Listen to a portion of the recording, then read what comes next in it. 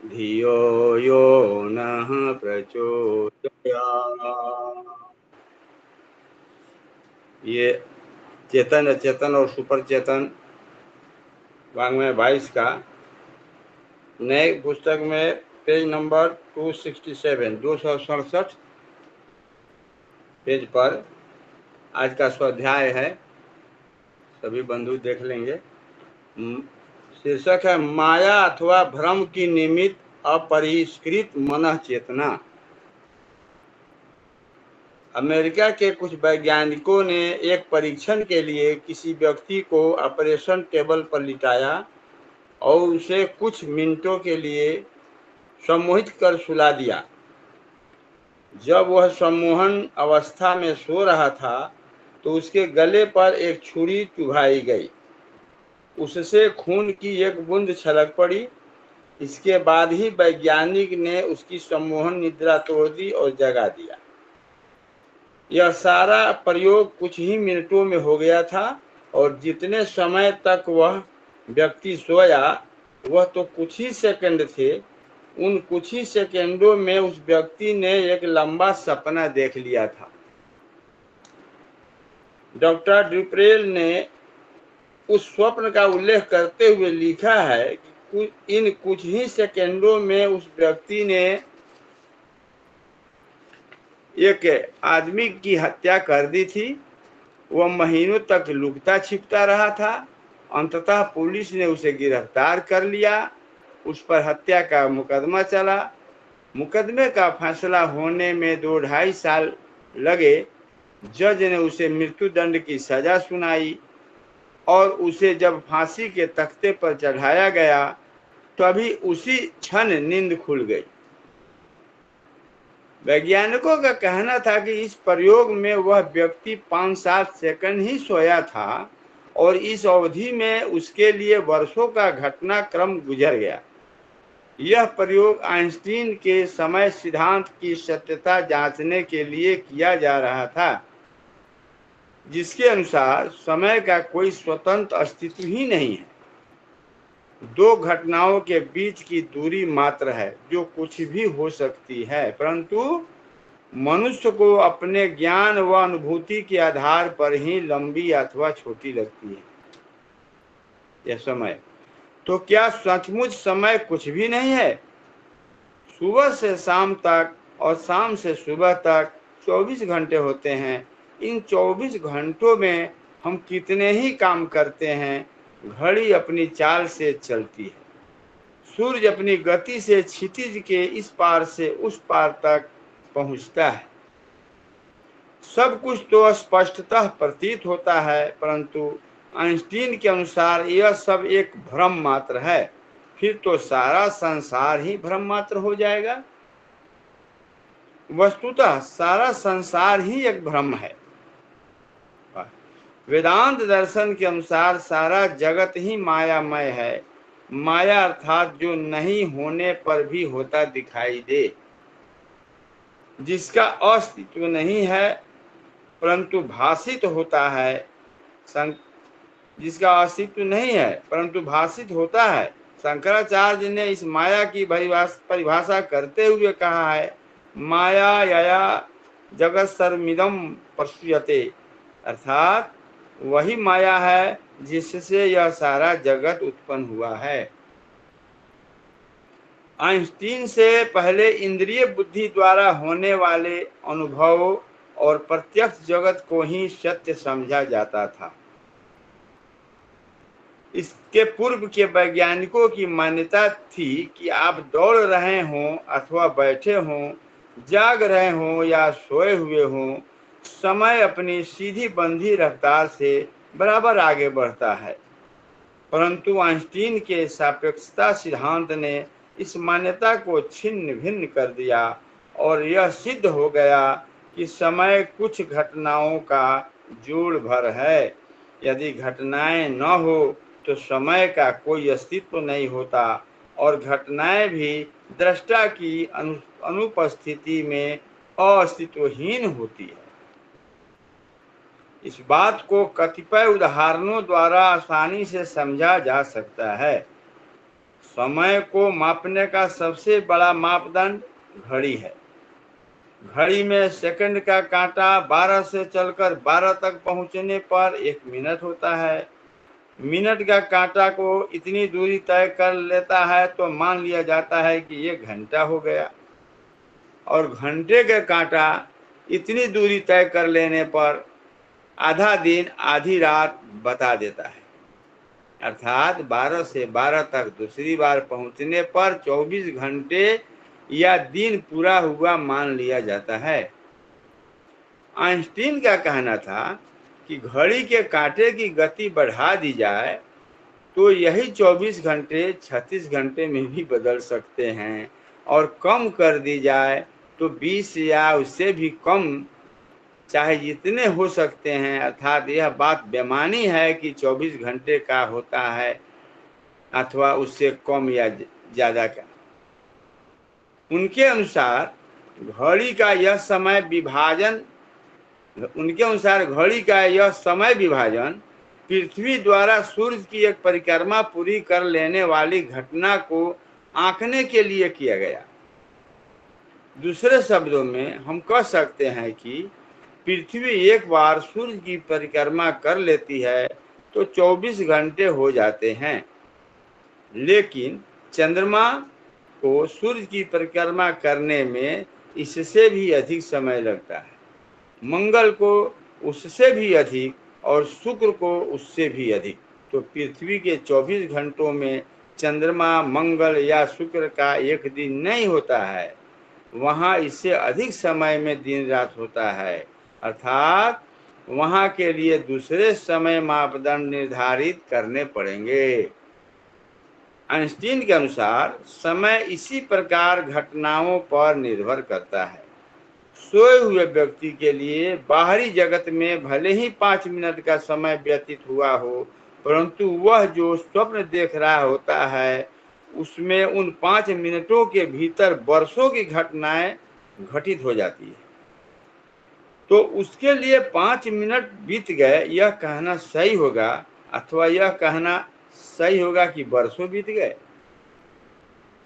यह व्यक्ति के अपने बोध परसेप्शन पर निर्भर करता है कि समय कितनी तेजी से अथवा धीमी गति से बीत रहा है। घटनाओं के अतिरिक्त समय का अस्तित्व दृष्टा के बोध पर भी आधारित है। कई बार लगता है कि समय बिताए नहीं बीतता। बहुत बार ऐसा लगता है। दूर स्थान से अपने किसी अति आत्मीय स्वजन का दुखद समाचार आया हो और वहां पहुंचना हो तो गाड़ी आने में 10 मिनट की देरी भी घंटों सी लगती है कि बहुत देर हो गया, क्योंकि व्यक्ति उस समय तनावग्रस्त उद्विग्न मनस्थिति में रहता है। लेकिन किसी सुखद समारोह में भाग लेते समय, विवाह शादी के अवसर पर यह पता भी नहीं चलता कि समय कब बीत गया। उस समय व्यक्ति की बोध शक्ति, चेतना पूरी तरह तन्मय हो जाती है और समय भागता सा प्रतीत होता है। एक मच्छर का कुछ घंटों का जीवन भी उसके लिए मनुष्य की पूरी आयु 70-80 वर्षों के बराबर होता है। इतनी अवधि में ही वह बच्चा, जवान, बूढ़ा सब कुछ हो जाता है, और हमारे अनुसार थोड़े से घंटों अथवा उसके अपने अनुसार 70-80 वर्ष की आयु पूरी कर मर भी जाता है। इसका कारण प्रत्येक जीव जंतु की अलग अलग बोध शक्ति है और उसी के अनुसार समय सिमटता या फैलता है। बहुत वैज्ञानिक घटनाओं और बोध शक्ति के अतिरिक्त सापेक्षतावाद के अनुसार समय की चाल गति पर भी निर्भर करती है।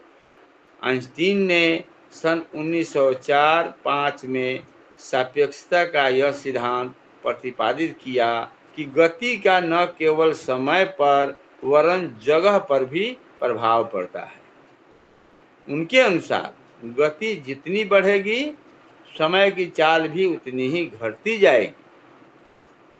उदाहरण के लिए एक अंतरिक्ष यान प्रकाश की गति अर्थात 1,86,000 मील प्रति सेकंड की गति से चलता हो तो उसमें बैठे व्यक्ति के लिए समय की चाल 1/70,000 हो जाएगी।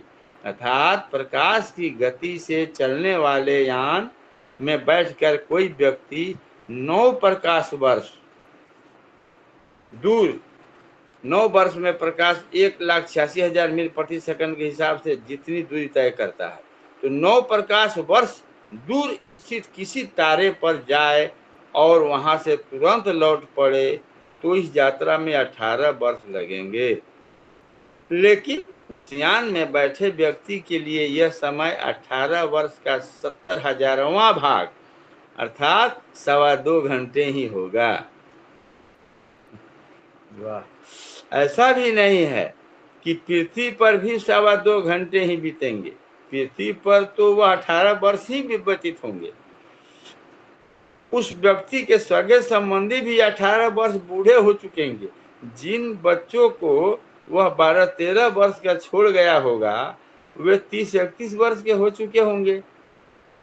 उनकी पत्नी जो उससे 2 वर्ष छोटी 35 वर्ष की रही होगी वह बूढ़ी हो चुकेगी, किंतु वह व्यक्ति जिस आयु और जिस स्थिति में गया होगा उसी आयु तथा उसी स्वास्थ्य का रहेगा, यानी उसकी आयु 2.25 घंटे ही बीती होगी।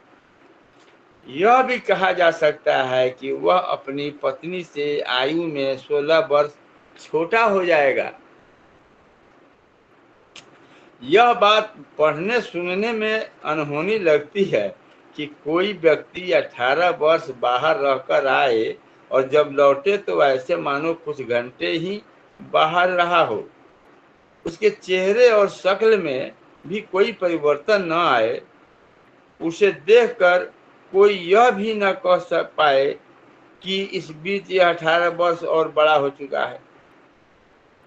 लेकिन आइंस्टीन ने परमाणु और प्रयोगों द्वारा यह सिद्ध कर दिखाया है।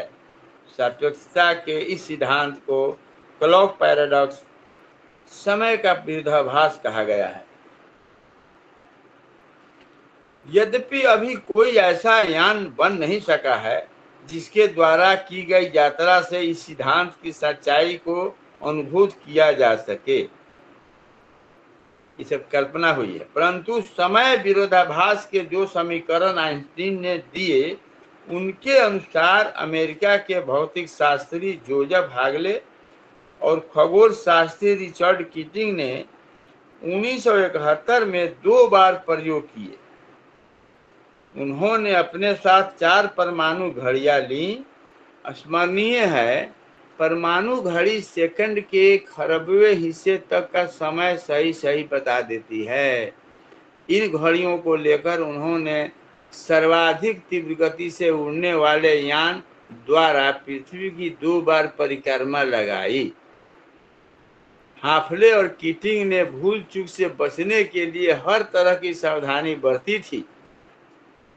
प्रयोग पूरा करने के बाद उन्होंने पाया कि तीव्र गति के कारण परमाणु घड़ियों ने अंतर बता दिया।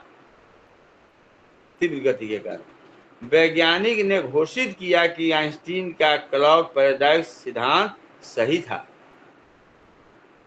इस सिद्धांत के अलावा घटनाओं और बोध पर निर्भर समय गति का सिद्धांत तो पहले ही सिद्ध हो चुका है।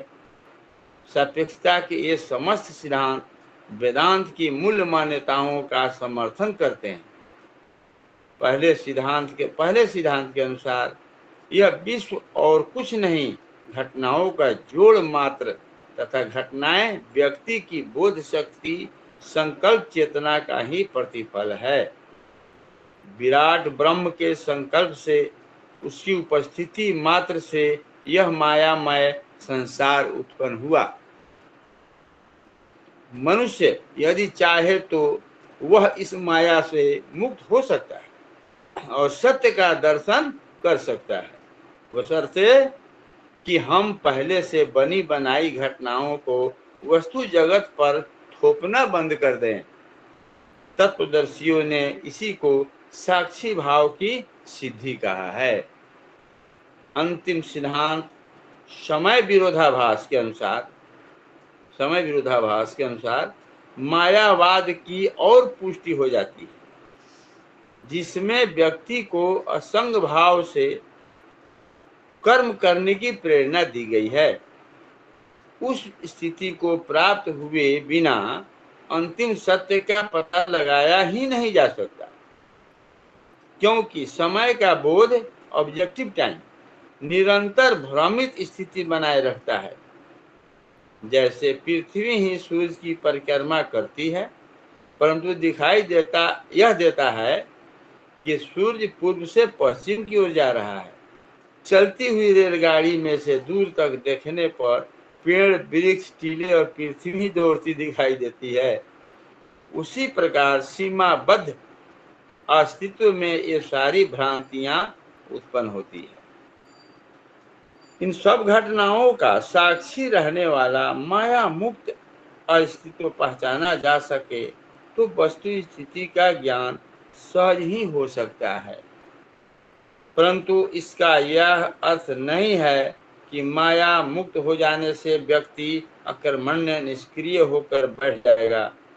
सत्य की प्राप्ति कभी किसी क्षेत्र में अनर्थ नहीं करती, सत्य का ढोंग ही अनर्थ करता है। जब यह अनुभव हो जाएगा कि वस्तुतः तो यह पूरा संसार एक क्रीड़ांगन है जहाँ एक ही चेतन सत्ता खेल रही है, यह जगत अभिनयमय है, जहाँ प्रत्येक जीवात्मा को अपनी योग्यता प्रमाणित करने के लिए भेजा गया है। वाह! तो अधिक प्रखरता से कर्म साधना हो सकेगी। प्राचीन काल में ऋषियों ने अपनी अंतर्दृष्टि से साधना उपासना से इस भ्रमजाल मायामय संसार के सत्य को पहचाना था। विज्ञान भी अब उसी बिंदु की ओर पहुंच रहा है। इसमें कोई संशय नहीं है कि सत्य को प्राप्त करने के लिए सच्ची लगन और जिज्ञासा से किसी भी क्षेत्र में प्रयास किया जाए, अंततः पहुंचना एक ही बिंदु पर होता है। धन्यवाद भैया, यह वाचन समाप्त हुआ। जी भाई साहब, बहुत बहुत आभार आपका। तो भी इसमें देखते विनायक भैया जुड़े हैं क्या? जी भैया। जी भैया, भैया प्रणाम। प्रणाम भैया, सभी को राम राम। जी राम राम। शंभू भैया को बहुत बहुत आभार, बहुत अच्छा वाचन रहा भैया, और स्पष्ट हो गई दोबारा वाचन में चीजें कुछ। तो आज का जो विषय है ये है माया अथवा भ्रम का निमित्त अपरिष्कृत मना चेतना। तो यहाँ पे ओवरऑल अगर देखते हैं तो कितना अच्छे से धीरे धीरे ले जाके विज्ञान से हमारे वेदांत दर्शन को जोड़ने का जो प्रयास किया है जिन शब्दों में, तो बहुत ही जबरदस्त दिखा मुझे। यहाँ पे थोड़ा पुनरावर्तन भी हुआ पिछली जो बचपन में जो पढ़ाई हुई थी स्कूल में, और उसका पुनरावर्तन ऊपर उस प्लस उसको वेदांत से जिस प्रकार से आज गुरु जी ने जोड़ा है और उसको मना चेतना और वो बोध शक्ति के आधार पर जो समझाने का प्रयास किया है, वह सब हम जानते हैं, लेकिन उसको विज्ञान के साथ नहीं जोड़ पाते। वो चीज यहाँ बहुत अच्छे से उन्होंने प्रस्तुत की। उन्होंने शुरुआत एक प्रयोग के साथ की है इस विषय की कि अमेरिका में एक व्यक्ति को सम्मोहित करके, कहते हैं सम्मोहित करके सुला दिया जाता है, उसे आभास नहीं रहता है चेतना का तरीके से। तो सुलाने के बाद जब उसके गले में चुभाते हैं और उसके बाद खून बाहर आता है, तो उतने देर में उसे तब तक उसको फिर जगा देते हैं। तो उतने देर में जो सम्मोहन निद्रा रहती है उस समय वो कितने वर्षों के सपने उस जगत में चला जाता है, कितने वर्षों की घटनाएं उसे दिखाई देती है। तो बड़ा अच्छा उदाहरण के साथ उन्होंने दिया है कि अगर अभी प्रत्यक्ष जगत की बात करें तो वैज्ञानिकों के अनुसार कुछ 5, 6, 7 सेकंड ही बीते, उतने से सेकंड में वह व्यक्ति उस मोह निद्रा के समय 5 साल की घटनाएं देख रहा है। वो क्या सपना देख रहा है कि भाई किसी की हत्या कर देता है, हत्या करके फिर भागता फिरता है, छुपता है, पुलिस उसके पीछे पड़ती है, खोजती है और फिर उसके ऊपर केस चलता है। 2-3 साल लगते हैं इस प्रक्रिया में, फिर जाकर उसको मृत्यु की सजा होती है। जहां उसको उस तख्ते पर लिटाया जाता है जहां उसे फांसी लगेगी, तब तक उसकी नींद खुल जाती है।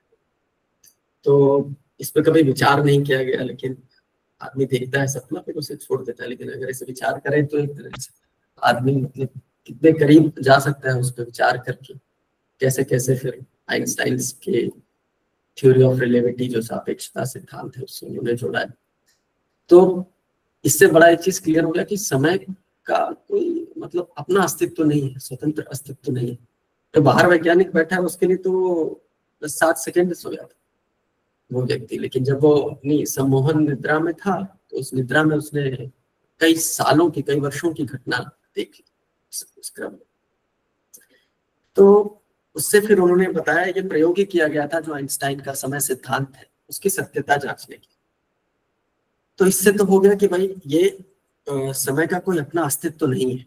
उन्होंने बताया था समय सिर्फ 2 घटनाओं की दूरी मात्र है जो कुछ भी हो सकती है, और वो मनुष्य के अपने ज्ञान और अनुभूति के आधार पर तय होगी कि कितनी छोटी कितनी लंबी वो 2 घटनाओं की। जैसे अगर हम उदाहरण लिए देखिए अपना जो हिंदी वर्ष के जो कैलेंडर है उसकी बात करें तो वो भी जैसे अगर विक्रम संवत देखते हैं तो वो हम कहीं ना कहीं से रेफरेंस लाइन लेते हैं जो राजा विक्रमादित्य के समय से उन्होंने को इस पे अपना स्थापित किया था, उसको जीत हासिल की। तो उसके बाद से उन्होंने अपना एक कैलेंडर शुरुआत हुई राजा विक्रमादित्य के समय से।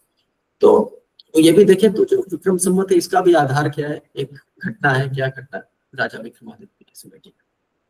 तो समय का अपना स्वतंत्र अस्तित्व कुछ नहीं, ये तो इससे तय हो गया। तो अब आगे बताएं कि क्या सचमुच ये अगर ये ऐसा है तो सब कुछ तो मतलब हम लोग का सब कुछ समय से ही चलता है। घड़ी देखते हैं सुबह से शाम हो रही है, पूरब में सूर्य उग रहा है, फिर पश्चिम में ढल रहा है। तो पूरी प्रक्रिया समय के अनुसार 24 घंटे की, सब अपना कितना काम धाम इधर उधर आदमी लगा हुआ है, दौड़ भाग सब कार्य चल रहा है। तो ये तो पूरा यहाँ पे मतलब उल्टा हो गया। यहाँ तो मतलब कह रहे हैं कि सब भ्रम है, इसके अनुसार भ्रम मात्र है, सारा संसार ही भ्रम। तो कैसे मतलब यहाँ से आपको भ्रम तक जाना है, माया तक जाना है। यात्रा बड़ी जबरदस्त अनुभूति ने एक उदाहरण के साथ रिलेट की है। तो फिर बताया है कि वस्तुतः सारा संसार एक भ्रम, जो हमारा वेदांत दर्शन का मर्म है कि पूरा संसार ही मायामय है। माया क्या है? उन्होंने बताया कि जो प्रतीत हो रहा है कि है पर एक्चुअल में नहीं है, पर वो भाषित हो रहा है कि वह उसका उसके होने का जो अनुभव है वो दिख रहा है कि है, लेकिन एक्चुअल में वो नहीं है। यही माया है। तो बड़ा अच्छा ये शंकराचार्य जी की पंक्ति जो बताए हैं, माया यया जगत सर्वम इदम प्रसूयते, तब सारा जगत ही माया से उत्पन्न। अगर हम विज्ञान से जोड़ के समझना चाहें तो कैसे समय से जोड़ते हुए समय के आधार पर समय का कोई अस्तित्व नहीं है, उससे पूरा जो हमारी 24 घंटे का क्रम है कैसे कैसे करके संसार के भ्रम तक पहुंचे कि संसार एक भ्रम, वैज्ञानिक प्रतिक्रिया देखिए। फिर बता रहे हैं कि आइंस्टाइन से पहले जो स्थापित था जो सिद्धांत था कि भाई जो कुछ हम अपनी इंद्रियों से, बुद्धि से जो भी हमारे आसपास होता घटित दिखाई दे रहा है, जो हमारी सीमाबद्ध शक्तियां हैं हमारे शरीर की, उनसे जो प्रत्यक्ष जगत का जो दिख रहा है क्रम, वही सब कुछ समझा जाता है, वही सत्य समझा जाता है। और आइंस्टाइन के जब सापेक्षता सिद्धांत, रिलेटिविटी का जो सिद्धांत है वो आया तो सब कुछ मान्यता जो है छिन्न भिन्न।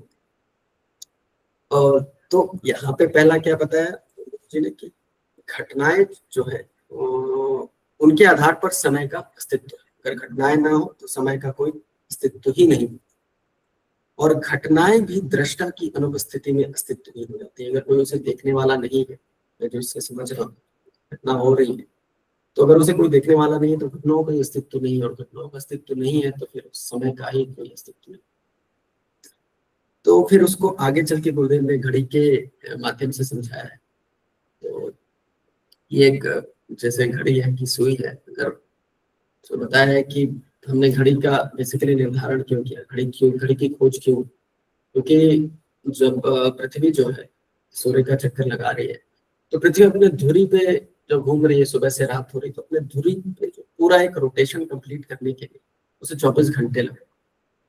जो 24 घंटे का समय उसको उस घटना को जोड़ने के लिए, ताकि हम उस घटना के आधार पर समय क्रम बना सके, उसके लिए घड़ी के आविष्कार, उसके आधार पर उस समय को आंकने के लिए। तो वहां पे आइंस्टाइन का कहना है कि अगर उस घड़ी की सुई की गति बढ़ा दी जाए तो जो 24 घंटे का समय है, उतना समय वो बहुत जल्दी, वो जो दूरी है 24 घंटे में अगर देखें तो 40 किलोमीटर मान लीजिए अगर घड़ी चलती, तो 24 घंटे में वो 50 किलोमीटर चल जाए, मतलब ज्यादा चल जाए। उसी से बताया कि भाई 24 घंटे 36 घंटे में बदल सकते, घड़ी ज्यादा चल जाए। तो उन्होंने बताया कि ये जो है कुछ 24 घंटा, मतलब इसको एक उस तरह से देखें कि 24 घंटे का ही समय है। यह बस एक जोड़ दिया हमने, किससे, पृथ्वी की दूरी पे जो पृथ्वी का मूवमेंट हो रहा है, उस मूवमेंट का समय, उस क्रिया का आकलन करने के लिए हमने घड़ी से उसको जोड़ दिया। वो कोई 24 घंटे का ही समय एकदम नहीं कह सकते, एकदम छोटा और बड़ा भी हो सकता है। तो ये समझने के लिए घड़ी का आविष्कार। फिर बड़ा अच्छा उदाहरण आगे देते हैं कि भाई जैसे वो निद्रा वाली बात हुई थी, समय सोया हुआ और जागता। तो आइंस्टाइन के अनुसार समय इसी प्रकार घटनाओं पर निर्भर करता है, ठीक है। सोए हुए व्यक्ति के लिए सारी जगत में भले ही 5 मिनट का समय व्यतीत हुआ, परंतु वह जो स्वप्न देखा है उसमें वर्षों का समय बीत चुका होता है। उसके लिए 5 मिनट बीत गए ये कहना सही होगा, या जो उसके स्वप्न में कई वर्ष बीत गए, कई वर्षों का समय बीता, वो कहना सही है। तो इसे यहाँ भी बताया कि भाई समय का कोई अपना मतलब एब्सोल्यूट नहीं है, समय का मापना। समय 5 मिनट का है, वो रिलेटिव है, किस फ्रेम में देख रहे हैं, जगह हुए प्रत्यक्ष जगत के आधार पर देख रहे हैं, स्वप्न में देख रहे हैं। ये सब चीजें बता रही हैं कि समय का कोई अपना अस्तित्व नहीं है, स्वतंत्र अस्तित्व नहीं है, कहीं ना कहीं किसी से रिलेट करके ही इसको किसी घटनाओं से जोड़कर ही देखा जा सकता है। अच्छा, आगे बड़ा अच्छा है कि अपने बोध, परसेप्शन पर निर्भर करता है समय का एक आकलन। पहला तो घटनाओं के आधार पर हम देख रहे हैं समय को, दूसरा समय को किससे देख रहे हैं, अपने बोध शक्ति, अपने व्यक्ति के परसेप्शन पर। कि भाई कई बार हम चिंतित होते हैं, दुखद होते हैं, कोई ऐसी दुखद घटना होती है, तो आदमी देखता है समय बीत ही नहीं रहा, आदमी का टेंशन में चिंतित है। कहीं भी देख लीजिए, कहीं उसे जाना है, टेंशन, जैसे उदाहरण दिया गया है, तो 5 मिनट का समय भी लगता है कि कितनों घंटों का समय बीत नहीं रहा। वही समय जब बहुत आनंदित होता है आदमी, कोई ऐसा पल है, तो तुरंत उस क्षण का ही पता नहीं चलता, लगता है समय भाग रहा है, थोड़ा समय और मिल जाता है। तो परसेप्शन की बात है यहाँ पे, हमारी चेतना का जो परसेप्शन है, जो बोध है, वो क्यों होता है कि वहां पे मन स्थिति तनावग्रस्त थी, चिंता में थी, दुखित थी, तो ये समय लंबा लगता है। और यहाँ जब मन स्थिति आनंद में है तो समय भागता प्रतीत होता है। ये बहुत अच्छा ऑब्जर्वेशन था, मतलब इस पे कभी विचार नहीं किया गया, पता था सब कुछ, लेकिन समय को देखने का ये दृष्टिकोण कि एक समय का आकलन चलिए घटनाओं का आधार पर, बोध शक्ति के आधार पर ये होता है, ये एक नया था जो मिला। फिर आगे बताया गुरु जी ने कि जीव जंतु की चेतना से जोड़कर उन्होंने समझाने का प्रयास किया कि मच्छर के लिए 6-7 घंटे का जीवन ही, मतलब उसके लिए, मच्छर के लिए वो 70-80 वर्ष का जीवन होता है, तो 6-7 घंटे का हमें नहीं। हमारी चेतना को 6-7 घंटे का लगता है, लेकिन जो मच्छर की जो चेतना का स्तर, जीव की जो चेतना का स्तर, जो मैं समझाया, मुझे बताने का प्रयास किया, वह उसके लिए 70-80 वर्ष के बराबर। तो यहाँ ये बहुत अच्छा उदाहरण था। अगर आप आए दिन अपने जीवन में अगर देखे भी होंगे सभी लोग, तो भाई मच्छर शुरू में रात में कितना एक्टिव रहता है, पकड़ाता नहीं, सुबह देखते हैं अगर, या कोई भी मच्छर सुबह अगर मोटा खून पी लेता है तो कितना मोटा हो जाता है, उसकी एक्टिविटी एकदम बूढ़े लेथार्जी बड़ी स्लो हो जाती है, मूवमेंट बड़ा आराम से पकड़ लेगा, आ जाएगा और बैठा हुआ है, हिलेगा। तो कैसे समझाया है कि शाम से सुबह तक का जो कुछ घंटे हैं, उसमें ही मच्छर का बचपन, मतलब बच्चा, फिर जवान, फिर बूढ़ा, ये क्रम उतने 7 घंटे में, हमारे लिए वो 7 घंटे, उसके लिए वो पूरा जीवन बीत जाता है। तो मतलब कि जो इसका कारण क्या बताया कि जीव जंतु की अलग अलग चेतना की जो स्तर है, जो बोध शक्ति है, उसके अनुसार समय सिमटता है या फैलता है। फिर अब समय का बता दिया गुरुजी ने घटनाओं के आधार पर, बोध शक्ति के आधार पर हो गया। अब सापेक्षतावाद को थोड़ा गुरुजी ने थ्योरी ऑफ रिलेटिविटी को यहाँ पे विस्तार से समझाने का प्रयास किया है, जो आइंस्टाइन ने 1904 और 5 में रखी थी। तो उसमें जो हमने पढ़ा था उस समय कि भाई गति और जो समय है ये एब्सोल्यूट नहीं है, अपना अस्तित्व नहीं, ये रिलेटिव, ये किसी फ्रेम में आप रह के देख रहे हैं तो ही उसका पता चलता है। हम उदाहरण के लिए समझना चाहें गति, कार में अगर हम कार 50 किलोमीटर प्रति घंटा से चल रही है और 2 व्यक्ति उसमें बैठे, तो दूसरे व्यक्ति के लिए जो गाड़ी चला रहा है दोनों कोई अलग, मतलब दोनों लगेगा कि एक ही स्थान पर हिल नहीं, दोनों मूवमेंट नहीं, दोनों की स्पीड एक। तो जो बाहर खड़ा हुआ व्यक्ति देख रहा है उसके लिए 50 किलोमीटर की स्पीड से भाग, मतलब एक ही समय पर एक व्यक्ति के लिए वो 50 किलोमीटर प्रति घंटा की स्पीड भाग रहा है, और दूसरा व्यक्ति जो कार में बैठा है उसके लिए वो ड्राइवर भाग नहीं रहा, वो उतनी स्पीड, मतलब स्थिर है, क्योंकि दोनों से। वैसे अगर सामने आते वाले को देखें तो ऐसे स्पीड डबल हो जाती है। ये पता है कि मतलब इसको एब्सोल्यूट नहीं कह सकते, वो हर फ्रेम में अलग, जो बाहर बैठा है अलग देख रहा है, जो आगे से गाड़ी में बैठ के आ रहा है उसके लिए उसकी स्पीड अलग, जो गाड़ी में साथ में बैठा है उसकी गति अलग। तो ये गति की बात है। और समय का अभी कितने उदाहरण के साथ समझाया है कि ये भी रिलेटिव है। फिर आगे समझाया कि अगर हम प्रकाश वर्ष लाइट की जो स्पीड है, मानी जाती है कि भाई लाइट की स्पीड से अधिक कुछ और स्पीड हो ही नहीं सकती। देखिए अगर जो लिमिटेशन है कि भाई इस ब्रह्मांड उस गति से तेज कोई गति हो ही नहीं सकती, कहते हैं 10⁸ मीटर पर सेकेंड, जैसे इसे 1,86,000 मील प्रति सेकेंड बताया गया है। तो उसमें बताया गया है कि अगर हम यहाँ पे 2 व्यक्ति हैं और एक व्यक्ति अगर उस अंतरिक्ष विमान में बैठ जाए जो कि लाइट की, प्रकाश की गति से भागता है, वो जब 9 वर्ष या कुछ भी उदाहरण लगे 10 वर्ष में जितना पृथ्वी पर 10 वर्ष बीतेगा, वो उस वर्ष में इतना तेजी से जाके अगर आ जाए जो प्रकाश की गति है, उस समय में समय का जो सिमटना है वो कम हो जाता है। उसके लिए उस समय का मतलब एक तरह से कह लीजिए, जो गुरुजी ने लिखा है कि गति के साथ समय भी प्रभावित होता है। कैसे? गति जब तेज होगी, गति जितनी बढ़ेगी, समय की चाल उतनी ही घटती जाएगी। तो अगर हम एक ट्रेन पे बैठे हैं जो प्रकाश की गति से चल रही है, उससे घूम के आए हम 10 वर्ष, उस 10 वर्ष में हमारे लिए शायद वो 2 घंटा ही बीता होगा और वो पृथ्वी का 10 वर्ष होगा, हमारे लिए वो 2 घंटा बीता। इस समय की मतलब गति हमारे समय, प्रकाश की गति से अगर हम उस ट्रेन में चल रहे हैं तो हमारा समय सिमट गया, हमारे उम्र सिमट गई। ये आपको स्पष्ट शब्दों में थोड़ा समझाने में शायद मैं नहीं समझा पा रहा हूँ। फिर आगे तो ये बेसिकली आइंस्टाइन का बताया कि भाई पृथ्वी से जैसे रिलेट किया है कि भाई यहाँ से उधर जा रहा है अंतरिक्ष में, तो कैसे समय का अंतर पड़ जाता है। फिर उदाहरण से भी उन्होंने बहुत अच्छा, बहुत सरल शब्दों में समझाया, बल्कि मैं कहूँगा उन्होंने जो समझाया। तो फिर आगे मतलब ये सुनने में थोड़ी अनहोनी लगती है, पर यह स्पष्ट है, अगर हम इस पर थोड़ा देर विचार करें ठंडे दिमाग से तो ये समझ में आएगा।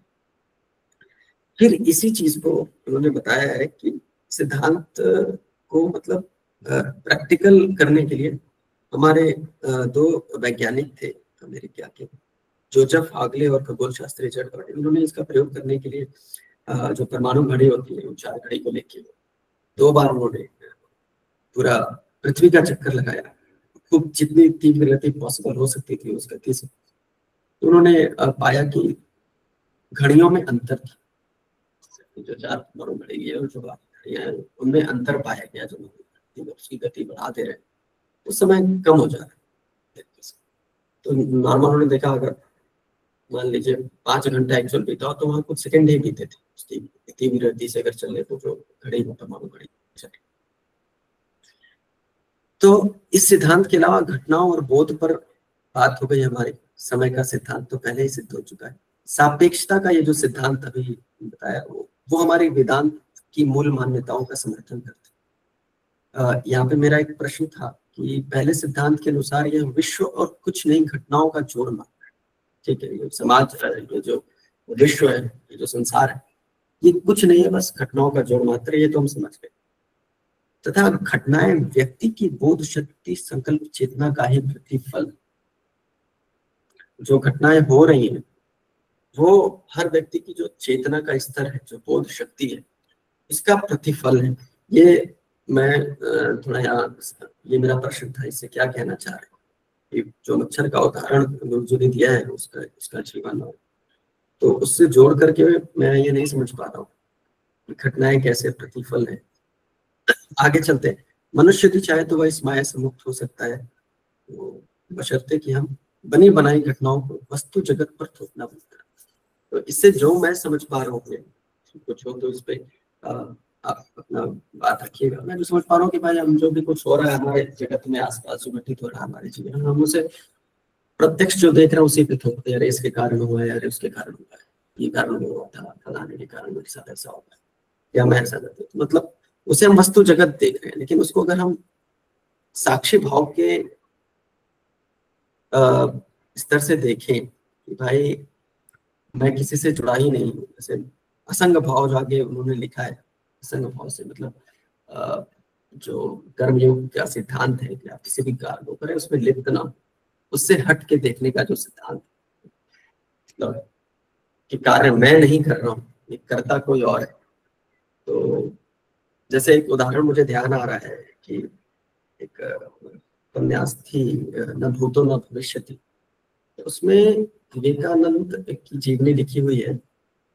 उसमें उन्होंने लिखा है, विवेकानंद का उदाहरण देते हुए कि वो एक जगह विवेकानंद इसको समझा रहे हैं कि कर्ता और जो करता है उसमें और एक्चुअल कर्ता में क्या अंतर है जो हमें दिखता है। समझा रहे हैं कि जैसे अगर हम उदाहरण लें किसान का, किसान अगर कुछ बोता है और फिर उससे पैदावार होता है तो हम कहते हैं किसान ने उपजाया है, तो किसान ने ये फसल पैदा की।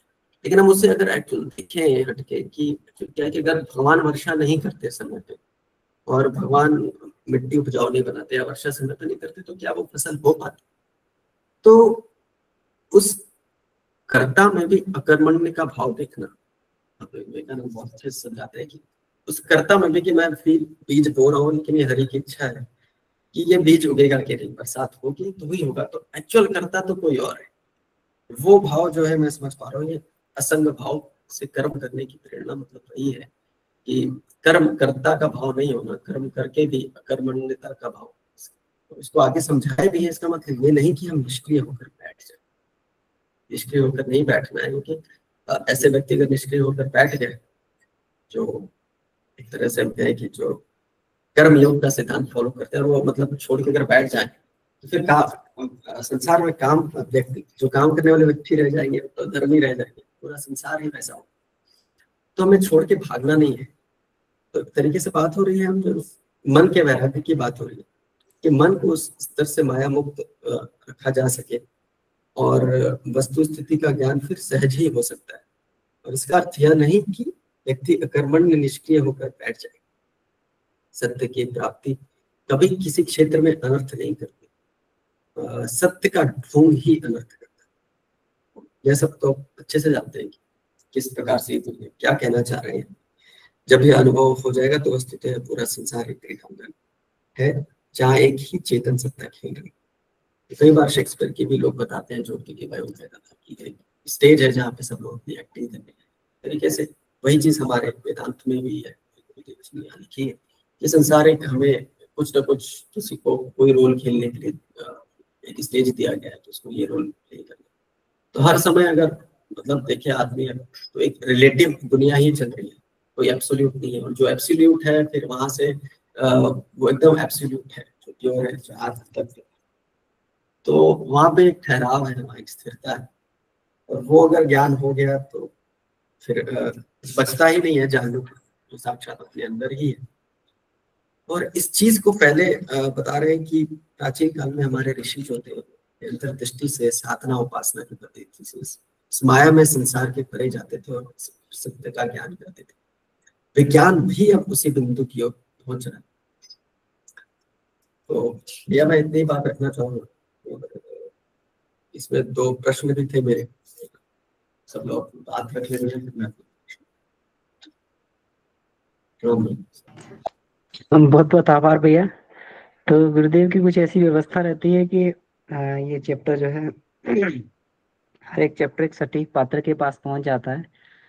तो इसमें जो है ये जो है किसी जो साइंस बैकग्राउंड वाले कोई व्यक्ति है जिन्होंने आइंस्टाइन की थ्योरी को बहुत अच्छे से पढ़ा है, तो वही जो है जिसने मनन चिंतन किया है वही इसको जो है सही समझ सकते हैं, एक्सप्लेन भी कर सकते हैं, सार ग्रहण कर सकते हैं। आपने बहुत ही अच्छा, बहुत गंभीरता से इसको समझने का प्रयास किया है, इसके लिए बहुत बहुत आभार आपका। वस्तुतः हमें भी आइंस्टाइन की थ्योरी तभी समझ में आई जब हमने गुरुदेव का साहित्य पढ़ा। तो इसका मतलब यह है गुरुदेव आइंस्टीन से भी आगे की बात सोचते थे। हम लोग उनकी समर्थ सत्ता को भले ही नहीं समझ पाते, लेकिन उन्होंने बहुत आगे की बातें लिखी। अगर उनके साहित्य को हम पढ़ लेंगे तो पता लगेगा गुरुदेव आइंस्टाइन जिस चीजों की खोज कर रहे थे गुरुदेव उसको लिख के रख गए हैं।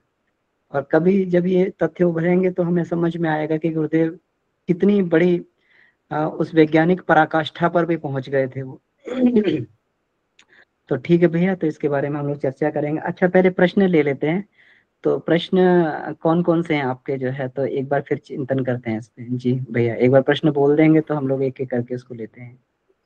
तो ये एक प्रश्न है कि समय विरोधाभास के अनुसार मायावाद की और पुष्टि हो जाती है, जिसमें व्यक्ति को असंग भाव से कर्म करने की, एक तो है असंग भाव से कर्म करने की प्रेरणा, लेकिन उसको समय विरोधाभास से कैसे जोड़ सकते हैं, जोड़ के देख सकते हैं, वो मैं नहीं समझ पाऊँ।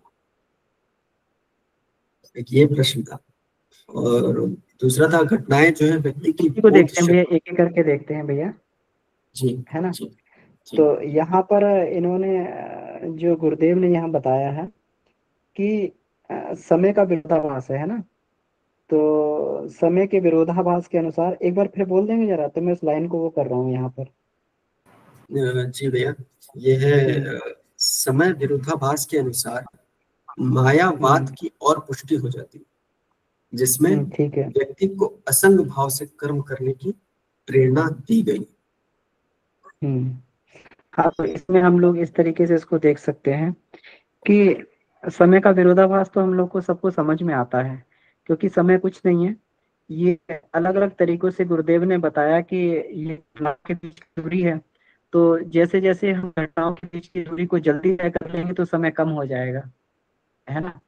और जैसे बोध के ऊपर भी है कि हमारा समय का जैसे समय के प्रति जैसे जैसे हमारा बोध बदलता जाएगा तो समय भी उसी तरीके से बदलता जाएगा। जैसे एक चीज को हम लोग महसूस करें, ये खूब महसूस करके कि अगर 5 मिनट को, अगर 5 मिनट का समय है, अगर हम उसको पूरा का पूरा समय को मॉनिटर करके चलते हैं, इस तरीके से आप कभी प्रैक्टिकल करके देखें। इसको हमने काफी बार प्रैक्टिकल करके देखा और सही पाया कि आप काउंट करना शुरू कर दें, 1 सेकेंड, 2 सेकेंड, 3 सेकेंड, 4 सेकेंड, ऐसे काउंट करें तो 1 मिनट अपने आप में बहुत बड़ा हो जाता है। समय को आप एनालाइज करके आप चलेंगे तो 1 मिनट का समय बहुत बड़ा हो जाता है। और बड़ा हो जाता है तो उसी अनुसार जो है हमारी कार्य करने की क्षमता भी बढ़ जाती है। तो वो जैसे ये हमें लगेगा 5 मिनट हमारे लिए, जैसे हम उसको मॉनिटर करेंगे एक एक सेकंड को, एक एक सेकंड बीत रहा है तो हम उसको मॉनिटर करेंगे। तो मॉनिटर करने से वही 5 मिनट हमें लगेंगे कि जैसे 20 मिनट जैसे हो गए। जैसे इसमें बताया गया है ना कि कोई व्यक्ति किसी की प्रतीक्षा करता है, उस समय को मॉनिटर करता है, बार बार घड़ी देख रहा है, बार बार घड़ी को देख रहा है, एक एक सेकंड को देख रहा है वो, तो उसके लिए स्पान बड़ा हो गया। उसका उतना स्पान बड़ा होने से उसका सोचने का दायरा उसमें बढ़ जाता है, उसका चिंतन का दायरा उसमें बढ़ जाता है, वो कितना कितना उसमें सोचता रहता है ना। तो इसी तरीके से तो ये घटनाओं के बीच की दूरी है। तो ये समय का कोई अस्तित्व तो नहीं है कि कहते हैं ना कि 24 घंटे का समय तो सबको मिला हुआ है, लेकिन कोई व्यक्ति 24 घंटे में बहुत कुछ कर लेता है, कोई व्यक्ति कम कर पाता है। ये केवल और केवल हमारे बोध का ये है, बोध का ये है कि जो जितना बोध वाली स्थिति में रहता है। अब उसमें इन्होंने ये कहा है, एक बात ये कह रहे हैं कि असंग की बात कही है कि इसमें असंग रह के, तो असंग का मतलब हो गया निर्लिप्त रह के। अगर हम इसको साक्षी भाव से देखें कि जो भी चीजें इसमें हो रही हैं, जब हम संग हो जाते हैं किसी चीज के, जब हम संग हो जाते हैं मतलब हमारी चेतना उसी में रमण कर गई, घटना में रमण कर गई, खो गई, तो फिर हम समय को कहीं ना कहीं भूल जाते हैं, छोड़ देते हैं, है ना। जैसे मान लीजिए कि हम लोग जो है कुछ कुछ कर रहे हैं, कुछ करते करते एकदम मोबाइल पे टिंग बजा, है ना, कुछ स्वाध्याय का अध्ययन कर रहे थे, मोबाइल टिंग बजा, तो टिंग बजा मोबाइल पे, तो टिंग बज के हमने देखा मोबाइल को, तो किसी का मैसेज आया था। वो मैसेज पढ़ते पढ़ते चार चीजें और दिखाई दे गई हमें उसमें, है ना, चार चीजें और दिखाई दे गई, और हम उसी में जो है ये हो गए। हम वास्तविक कार्य क्या कर रहे थे, हम अध्ययन कर रहे थे, है ना, अध्ययन कर रहे थे, लेकिन वो क्या हुआ, अब फिर जब हम उससे निकलते हैं बाहर, वो मोबाइल देख, अरे ये तो 15-20 मिनट चले गए हमारे, है ना, 15-20 मिनट चले गए। तो क्या हुआ कि जब हम उसके साथ में जुड़ गए, घटना के, किसी घटना के साथ में वो टिंग हुआ, और टिंग के साथ में हम लोग जुड़ गए, और जुड़े तो उस घटना ने हमें इतना वो कर लिया कि हमारे बोध को भी समाप्त कर दिया, उसने इतना हमें इन्वॉल्व कर लिया अपने आप में कि हमारा जो है संसार के प्रति हमारा बोध समाप्त हो गया, हमारा केवल बोध उतने में रहा कि मोबाइल बस यही हमारी दुनिया है, इतना हम लोग खो गए उसमें। और कैसे समय निकल गया, है ना। तो कैसे समय निकल गया, तो वही होता है कि जब हम किसी चीज में लिप्त हो जाते हैं, अगर वही हम साक्षी भाव से करते हैं, साक्षी भाव से मतलब उसको मॉनिटर करके करते हैं कि ये आया, ठीक है, कोई बहुत इंपॉर्टेंट हमारा मैसेज आया या कोई बहुत इंपॉर्टेंट हमें देखना है, उसको देखा और देख के 2 सेकंड में उसे रख दिया, है ना, तो हम अपने आप पे नियंत्रण कर पाए, हम उसको जो समय को पकड़ पाए। तो इसलिए कोई भी व्यक्ति जो भी अपनी समय की पकड़ को बनाना चाहता है, उसको उसमें घटनाओं में लिप्त ना होके उसको साक्षी भाव से घटनाओं को देखना पड़ता है। एक बार हमने अपने मस्तिष्क को अपने खो दिया, उसमें लिप्त हो गए पूरी तरीके से, तो फिर समय हमारे नियंत्रण से बाहर हो जाता है। गुरुदेव ने समय पे इसीलिए पकड़ बनाई कि वो सारे समय को, एक एक मिनट को, एक एक क्षण को साक्षी भाव से देखते थे कि वो समय को नियंत्रण कर पाए। समय कभी उनके ऊपर नियंत्रण नहीं कर पाया, वो समय को नियंत्रण कर पाए, एक एक सेकंड को साक्षी भाव से देखते थे, और वास्तविक बोध की स्थिति में रहते थे, मैं क्या कर रहा हूँ, उन्हें वास्तविकता का ज्ञान रहता था। हम लोग जब भी वास्तविकता को भूल जाते हैं कि मैं क्या कर रहा हूँ, तभी जो हमें संसार घसीट ले जाता है।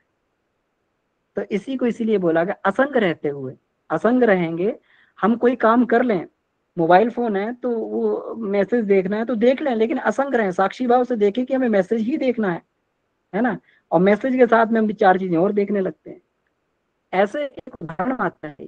तो जिस तरीके से हम लोग जो है कोई भी काम कर रहे हैं, खा भी रहे हैं, तो फिर खाते खाते भी कभी व्यक्ति अगर ये भाव रहे कि हम खाना खा रहे हैं, है ना, बोध में व्यक्ति खाए, तो वो औषधि की तरीके से शरीर की उसको जो है आवश्यकता के तरीके से खाएगा।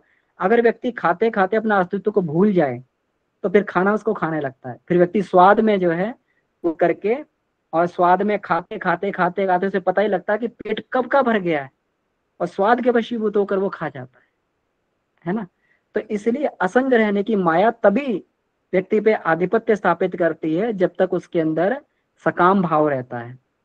जब निष्काम भाव में आ जाता है, जब निर्लिप्त भाव में व्यक्ति आ जाता है, तो माया उस पर आधिपत्य स्थापित नहीं कर सकती, तो वो माया को नियंत्रित कर लेता है ना भैया। तो हमेशा हम रहे बोध की स्थिति में रहें, इसी को साक्षी भाव की स्थिति बोलते हैं। हम बोध में रहे कि हम क्या कर रहे हैं, खो ना जाए, अपनी वास्तु स्थिति को ना खो दें उस समय। कुछ क्लियर हुआ होगा भैया? जी भैया, ये बहुत अच्छे से क्लियर हो गया। मतलब मैं समय से जोड़ के नहीं समझ पा रहा था, पर कोई भी घटना को आप बता रहे हैं, किसी भी समय मतलब निर्लिप्त भाव से कैसे उसमें रहा जा सकता है, संग भाव का क्या मतलब, जो ग्राउंड था वो समझ में आ गया भैया, उसमें तत्व था जी। क्लियर हो गया। तो एक और चीज इसमें आपने बताई थी, दूसरा प्रश्न कौन सा था आपका? एक दूसरा था भैया, घटनाएं जो है हमारी संकल्प चेतना और बोध शक्ति का ही प्रतिफल। हाँ जी। हाँ, तो इसमें देखिए ये है, पहले सिद्धांत के अनुसार यह विश्व और कुछ नहीं, घटनाओं का जोड़ मात्र है। घटनाएं व्यक्ति की बोध शक्ति संकल्प चेतना का ही प्रतिफल है। अब ये देखिए, अब इसको इस तरीके से जोड़ें, गुरुदेव ने जो ये बात इसमें कही है, एक बात इसमें ये कही थी कि देखिए यही यही सिद्धांत हमें लगता है कि आइंस्टीन से भी ऊपर गुरुदेव ने उसका सिद्धांत इसमें ये रखा कि जो है उसमें सावित्री कुंडलिनी तंत्र में गुरुदेव ने कहा है कि जो ये होता है, जो लंबाई चौड़ाई और ऊंचाई होती है ये दिक् के संपृक्त होती है ना।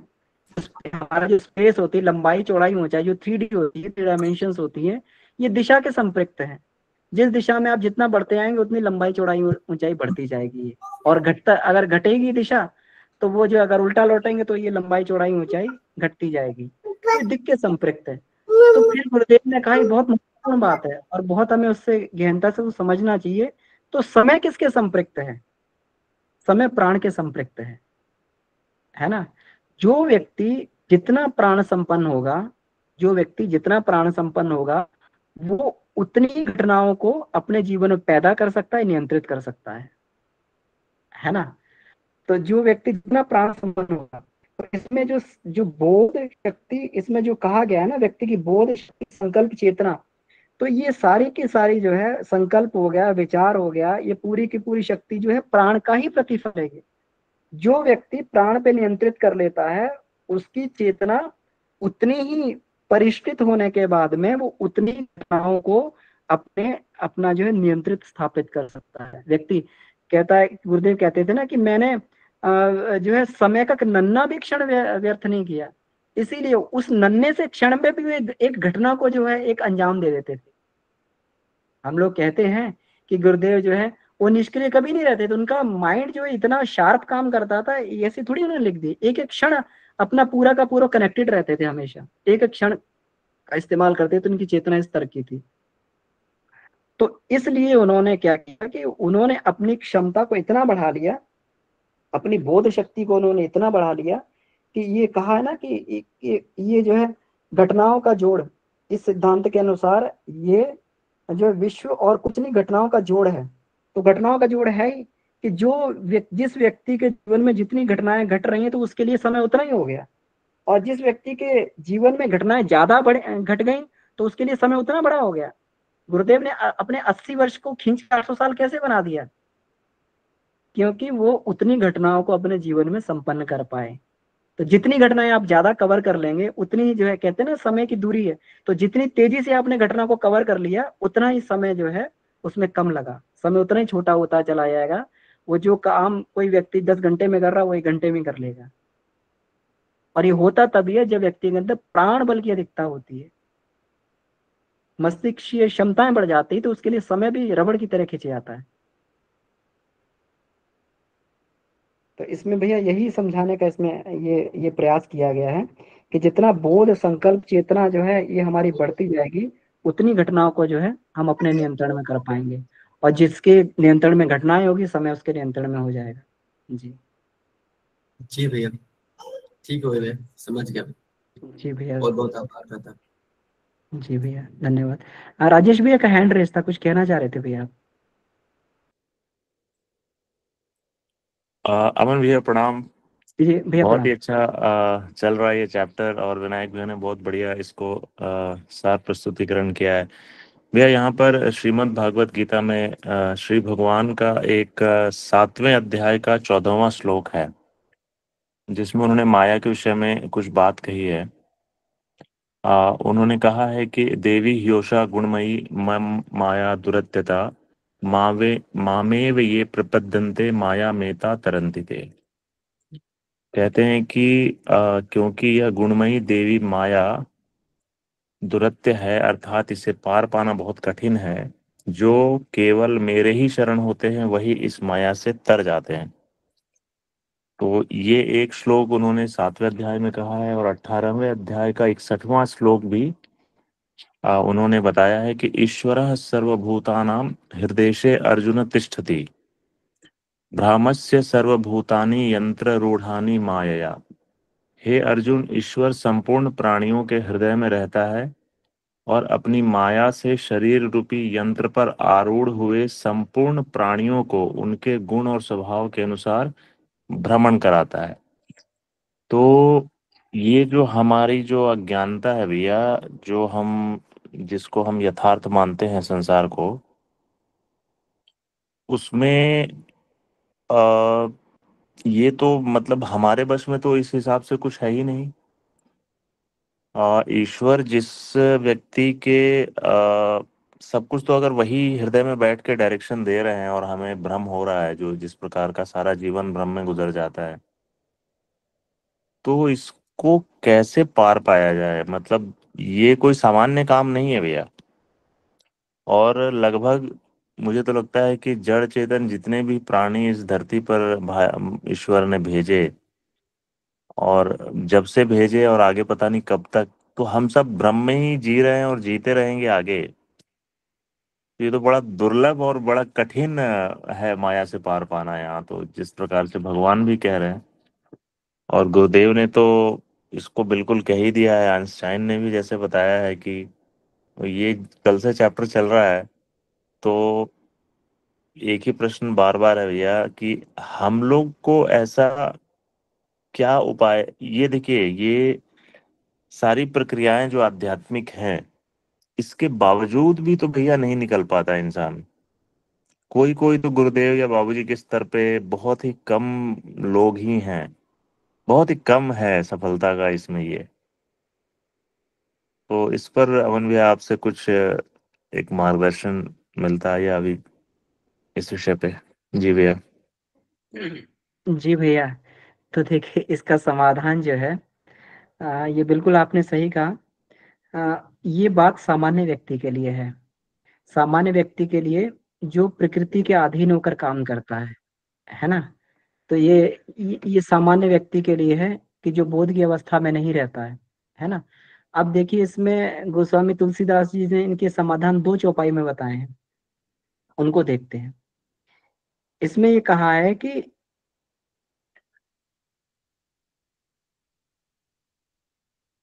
जो ये है, अम, जो सपने सिर काटे कोई, बिन जागे दुख दूर ना होई, है ना। तो जब तक हम स्वप्न में हैं, तो जब तक हम स्वप्न में हैं और कोई सिर काट रहा है, तो उतनी ही पीड़ा होगी जितना जिंदा में कोई काटेगा। और ये पीड़ा तभी दूर हो सकती है जब व्यक्ति जगे नहीं। जब तक व्यक्ति जागेगा नहीं, तब तक उसे उतनी ही पीड़ा महसूस होगी जितना उसको जो है जीवित में पीड़ा महसूस होती है। जैसे उसमें ये उदाहरण दिया गया, उसके उसमें गर्दन में छेद दिया गया और वो निकला, तो उसको इस तरीके से रक्त निकला, तो उसको आभास हो रहा था कि फांसी के फंदे पे झूलने वाला है, और तभी उसकी आंख खुल गई, है ना। तो वो उसको एग्जैक्ट नजर आ रहा था। तो जब तक व्यक्ति बोध की अवस्था में वास्तविकता को नहीं जानता है, तब तक व्यक्ति जो है ये इसमें ये नहीं होता। और एक और चीज कही है, जागना है। और दूसरी देखिए, दूसरा समाधान और दूसरी चौपाई में बोलते हैं, मोह न नारी नारी के रूपा, पन्नगारी है प्रीतनूपा। कि माया और भक्ति दोनों ही जो है ये स्त्रीलिंग है। तो जिस प्रकार नारी नारी का आपस में मोह आकर्षण नहीं होता है, उसी प्रकार भक्ति और माया में कोई आकर्षण नहीं होता है। जहां पे एक रहता है, दूसरा स्वतः वहां से चला जाता है ना। तो अगर जीवन में भक्ति आ जाती है ना, जीवन में भक्ति आती है, तो भक्ति आने से माया अपने आप वहां से वो छोड़कर चली जाती है, क्योंकि व्यक्ति जो है ईश्वर परायण हो जाता है। और ईश्वर नहीं चाहता है कि मेरा भक्त भी उसी तरीके से उसकी दुर्गति हो जैसे सामान्य व्यक्ति की होती है। नारद को जो है कैसे उन्होंने माया से बाहर निकाल लिया था, है ना। नारद जैसी माया में उसमें वो हुए, तो उनको जो है तुरंत उन्होंने जो है वो करके, वो कैसे भी येन केन प्रकार कैसे भी निकाले, लेकिन नारद जी को माया से निकाल लिया, उनको वास्तविकता का बोध करवा दिया। नारद जितनी देर में वो थे, 1 घंटे, वो पूरी घटना जो है सबको वो मालूम ही है। 1 घंटे में पूरा का पूरा परिवार बन गया, सब हो गया, बच्चे हो गए, और बाढ़ आ गई, बाढ़ में बच्चे सब जो है वो सब छितर गए, परिवार भी हो गया, है ना। तो ये सब जो है, ये पूरा का पूरा जीवन का दृश्य जो है 1 घंटे में बीत गया पूरा का पूरा। और भगवान कह रहे थे अभी तो 1 घंटा हुआ है। नारद से कह रहे थे, नारद तुम पानी पी के लौट आए। तो नारद बताते हैं, अरे ये इतना बड़ा है कि यही माया है। यही मैं तुम्हें समझाना चाहता था कि ये माया वास्तविकता नहीं है। और भगवान जो है हमेशा अपने भक्त को माया से बाहर निकालने के लिए उसको जीवन की वास्तविकता दिखाते रहते हैं। कभी कभी ये दुख के रूप में भी आता है, कभी कभी भगवान रिश्तों में ऐसी खटास पैदा कर देते हैं या कुछ ऐसा कर देते हैं, रिश्तों की वास्तविकता दिखा देते हैं कि जिनके पीछे तुम पागल हो, देखो क्या वास्तविकता है उसकी, है ना। तो इसलिए ईश्वर परायण होने से सारी चीजें आसान हो जाती हैं। ये बात बिल्कुल आपकी ठीक है। कोई व्यक्ति अपने प्रयास से अगर इसको करना चाहे तो बहुत मुश्किल है, लेकिन ईश्वर परायण होकर व्यक्ति करेगा तो फिर आसान भी है। जी भैया। जी धन्यवाद भैया, जी काफी कुछ क्लियर हुआ। हाँ भैया, और हम लोग यही कर रहे हैं। हम लोग सुबह उपासना करते हैं इसीलिए करते हैं कि हम ईश्वर के नजदीक रह सकें। हम लोग स्वाध्याय करें इसीलिए कर रहे हैं कि हम उस स्तर का मनन चिंतन कर सकें, है ना। साधना करते हैं इसीलिए करते हैं कि कहीं ईश्वर को हम क्षण में भी भूल ना सकें। यही सारी चीजें जो है, और इसी से ही हम लोग आगे बढ़ेंगे भैया। जी जी भैया धन्यवाद। तो ठीक है, तो हमें लगता है कि समय भी हो गया है, तो यहीं पर इसको समाप्त कर सकते हैं। जी सुमन दीदी हैं इसमें? सुमन दीदी का हैंड रेस था, कुछ कहना चाह रही थी दीदी क्या? बाद में अपना उन्होंने वो कर लिया। कुछ नहीं भैया, मैं पूछ रही थी कि मैंने कहीं पढ़ा था कि राजा हरिश्चंद्र के लिए जो सपने में आया था ना, विश्वामित्र जो सपने में उनसे मांगे थे सब कुछ, तो वो एक रात 12 साल के बराबर थी।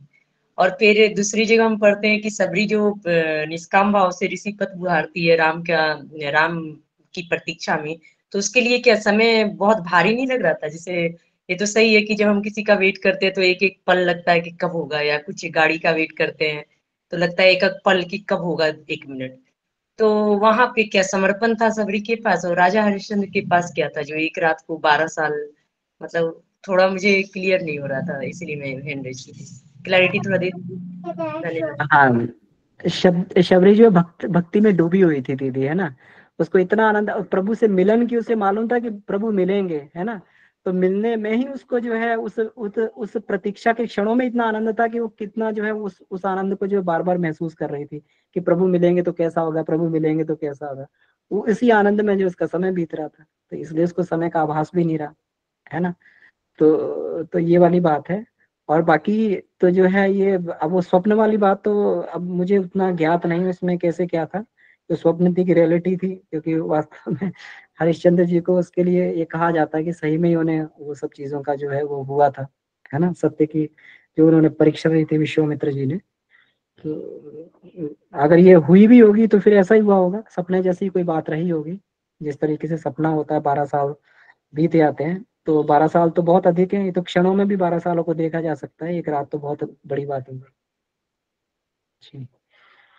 तो वो सारी चीजें चेतना के स्तर पे चलने लगती हैं, इसलिए बहुत कम समय में हम लोग बहुत कुछ कर पाते हैं, है ना। शरीर, स्थूल शरीर नहीं होता, चेतना होती है। चेतना में बहुत सारी चीजें बहुत जल्दी जल्दी घटित होने लगती है। जैसे टाइम मशीन में जो बोला, प्रकाश के गति से अगर कोई टाइम मशीन चलने लगे तो पता नहीं लगता है ना। तो समय का पता नहीं लगता, व्यक्ति उतना तो समय जीरो होता चला जाता है उस स्थिति में। तो ठीक है, ये बहुत ही चर्चा का विषय है, तो फिर कभी समय मिलेगा फिर हम लोग चर्चा करेंगे। तो अभी के लिए बहुत बहुत आभार सभी को। आइए इसी के साथ में हम लोग जो है आज के स्वाध्याय को ही समाप्त करते हैं। बहुत बहुत आभार भैया आपका, विनायक भैया और शंभू जी भाई साहब ने बहुत ही इसको कितने ही उससे पढ़ा है, कितने ही उसको रुचि पूर्वक उन्होंने पढ़ा। तो ये उसके लिए जो बहुत बहुत आभार उनको। तो ठीक है, ये शांति पाठ करते हैं। परम पूज्य गुरुदेव वंदनीय माता जी सत्ता को धन्यवाद देते हुए शांति पाठ। ओ